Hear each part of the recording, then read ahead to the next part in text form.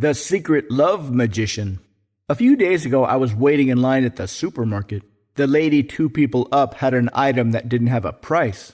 The cashier couldn't get any help, so she ran back to where she said she got the item and she told everybody to hang out. I started talking to the guy in front of me. He had this very friendly and very approachable energy. It was clear that he wasn't being fake friendly to cover up his anger at being held up by the pricing fiasco. He had a genuine expression that seemed to embrace the chaotic nature of life.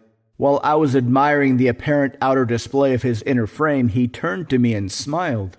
Without prices, nobody would know what to buy or what to sell or how much to pay. I said I never thought about it that way. He gave me an impromptu lesson on free market economics and why honest, free market pricing structures are the most important thing to maintain the stability of society. He said he learned that from a witch. I was a bit taken aback by that, as he went from friendly and intelligent to a nut job in one sentence. He smiled and said he knew what I was thinking. She said the same thing to me when I was talking to her about what we were just talking about, which is what she is now looking for: the price of things. She said once you understand the secrets of economics, you'll understand the secrets of magic. For what is magic except making things exist that didn't exist before? To create increases of happiness out of nothing. That the power of magic is taking something as it only exists in mind and making it true in the world. And that there is no other way to become insanely rich that not only increases your magic but to point them outwardly, to point them as selflessly as you can. For the more accurately and effectively you satisfy the needs of others, the more they will gladly pay you. This is the truth of magic. That magic pointed outward will create flows of money inward. And the more money you get, the more magic you'll be compelled to use. And the more magic you create and use, the more money you'll get. Magic begets more magic.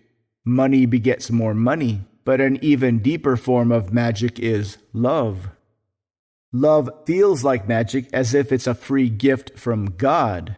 When you meet somebody that creates that feeling of love, it's like trading things for things, or trading things for money.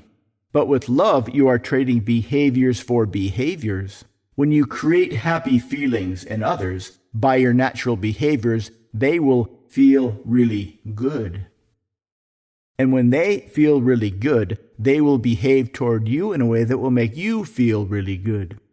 Happiness begets happiness. Love begets love.